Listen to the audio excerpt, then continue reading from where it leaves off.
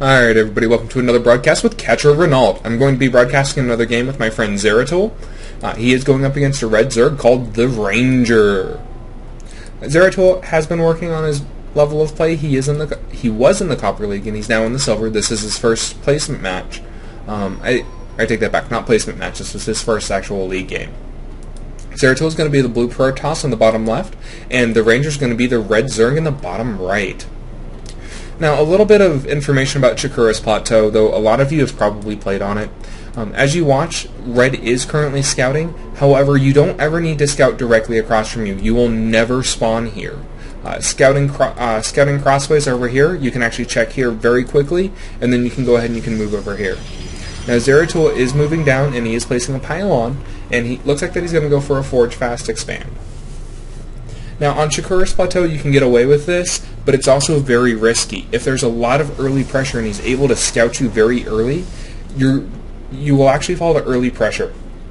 And the early pressure will be because you can't get the wall up, you can't get the cannon up in time, and the Zerglings are just going to be able to run rampant in your base. Now, with the pylon being here instead of here, you now have a much wider ramp in order to cover, especially against Zerg, especially if he's going to rush. And it's really hard to deal with later on when you don't have the resources and you don't have the minerals. One thing to notice is that Zeratool's Chrono Boost is very high. He has 75 on it now.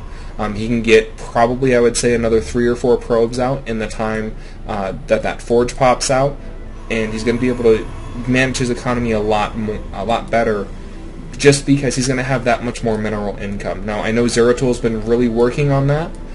And I've actually told him you need to keep that Chrono Boost low. The Chrono Boost is awesome if you can go ahead and get... the Chrono Boost is awesome once you start utilizing it to its full potential. Now, one of the things that is, he spent 75 minerals in order to lay down a hatchery, well, 300, and when he canceled it, he was able to actually get just a little bit of creep there, and he decided to go ahead and make an evolution chamber. That is a pretty cheesy play, but what ends up happening with the evolution chamber is it does give the versatility to not only give sight to the high ground for an early pressure attack, and it's also a ticking time bomb. As you can see, when it's not on creep, it will tick down, and once it blows up, it'll actually spawn the little broodlings.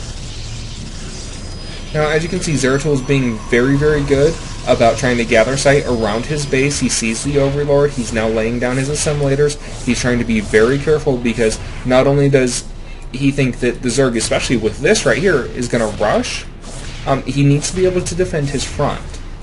Now, look where the pylon is. The pylon's tucked away nicely behind the Forge, the Gateway, and the other gateway.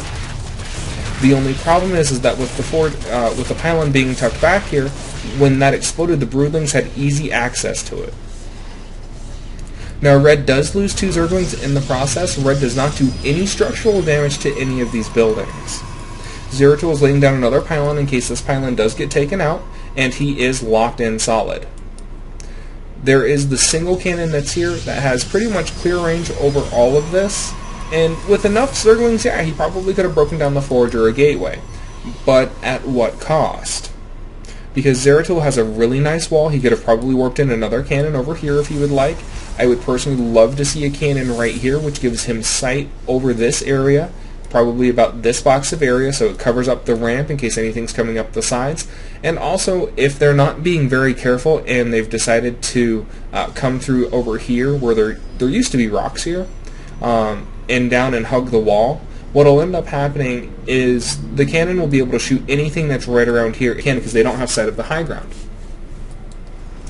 Now again, Zeratool has capped on his Chrono Boost. He could have probably gotten out a few more probes a lot quicker. If we look over here at the unit counting station, Zeratool only has 23 probes. He needs about another 3 more in order to be able to fully mine his expansion right here. He's done very good. He's got 3 each on gas. And if you take a look at the unit counting station, red only has 14 drones. He doesn't need a lot in order to produce the Zerglings that he needs, but he is starting with Banelings, and he's so far behind in production, not only with the Banelings but also with his supplies, he's not going to be able to catch up. He's going to go an all-in with the Baneling bust and with Zeratool's wall. If he breaks down this Forge, because the Forge only has 800 hit points compared to the 1,000 that the Gateways have, he'll be able to do a lot of damage. Zeratool does not have a lot of units. He's taking the time to go to fast expand, and he's just now getting his other 2 gateways up. One of the major issues with the other 2 gateways being up front is that the banelings, if he has enough, will take out the gateways and you won't be able to produce units out of them until you replace them. Zeratool is finally chrono boosting his +1 weapon upgrades, which will really help when he starts getting units. Right now, he's getting a robotics bay, which is still a really good play, but I would like to see at least a few defensive units, even though that you have a wall, even though that he is a Zerg, because as a Zerg, if he plants an Overlord right here, he can, the roaches can just outrange that cannon, barely just outrange the cannon, and start breaking down the wall to allow the Zerglings to come through. Now right here we see a lot of banelings being made, 8 banelings. The banelings are going to be able to break down this gateway very, very easily. As you can see, the baneling damage, they do so much damage, and they do 80 damage to structures. And if I was the Zerg, I would come straight for the Forge, because the Forge is going to be the easiest and the widest thing to break down. Let's go to Red's vision really quick. Red can see everything here. He doesn't know that there's an additional pylon here, so he doesn't know that that's going to be a really bad idea to break down these 2 gateways if he goes for that. Right here, right now Zeratool's making a very smart play. He has a pylon up on top able to power a cannon, so he's not just relying on these 2 pylons. Here come the banelings.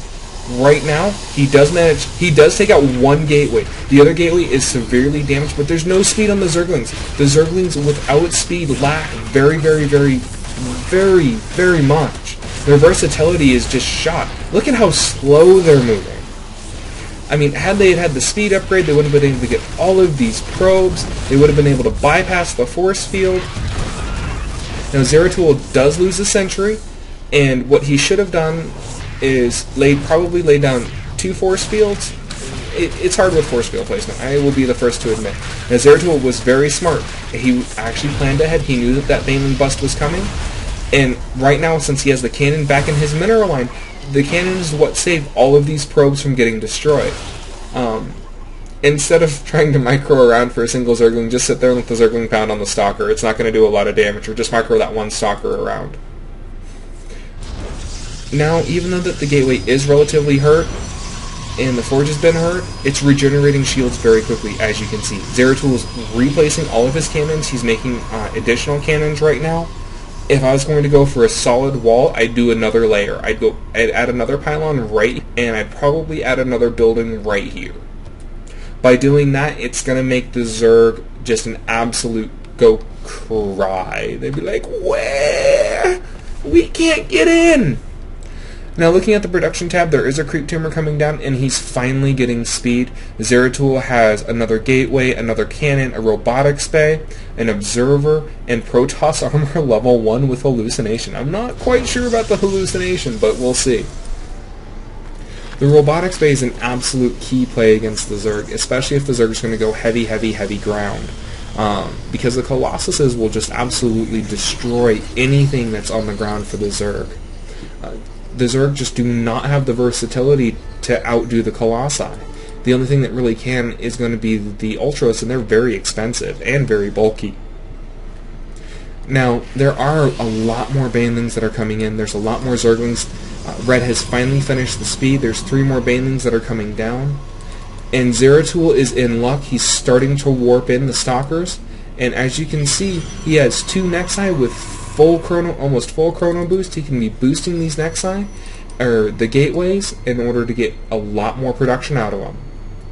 Now we're going to see what Red ends up doing. Red can come through with a baneling bust and probably be able to take out this Nexus right here. However, I don't know if he's going to be able to get into the main base. Here come the banelings. 1 baneling goes down before it gets in. Oh, and the banelings destroy the 2 front gateways. The wall is still intact. There are 3 cannons that are there. Let's see if they'll hold. Zeratool is desperately trying to chrono boost out those shields. I would try and move those Stalkers up. And it looks like that the cannon, is it going to hold? It's going to hold. The cannon holds with 2 hit points left. So his front wall cannons do hold. which is very, very bad news for Red, because if we go to the unit counting station for Red, Red only has 14 drones, he has 1 queen, he needs to be adding more queens. Zeratool is playing very defensively. This would be the time to where if he had the minerals, not Zeratool, but if Red had the minerals to go ahead and do a double expansion, try and get back on track.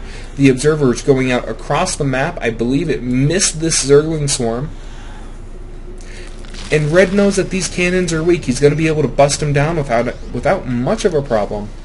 But look at how many stalkers Zeratool has. He's going to be able to outrange the Zerglings. The Zerglings are going to be able to run up, not do a whole heck of a lot of damage, and Zeratool has 2 Colossi. The Colossi are just going to be absolutely devastating. There goes Zeratool trying to get a probe out in order for a scout, just to see what'll happen.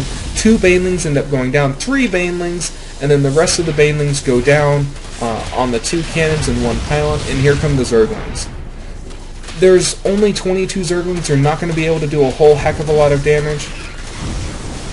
He's doing a common strategy to where he does a hold position on the Zerglings so that they're not running around trying to chase probes or trying to chase units, and that is going to be the game. Zeratool does end up with a massive victory, and it's really surprising because if I was Red, I would have really tried to just power drone because Zeratool was being so passive. And again, really quick, we'll take a look. Zeratool had a lot of chrono boost left. He could have chrono boosted out more of the Colossi. He could have chrono boosted out a lot more Zealots. He probably could have finished chrono boosting the Blink.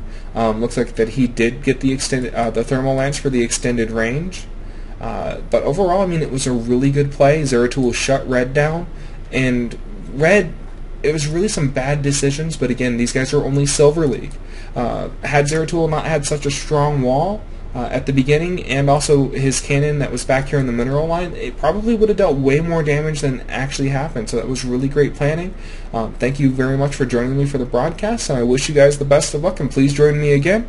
Also, if you guys could help me out, if you have an Android phone, please download Rage of Beaumont app. It's an awesome app. It's a trading card game. And put in the referral code COC12325.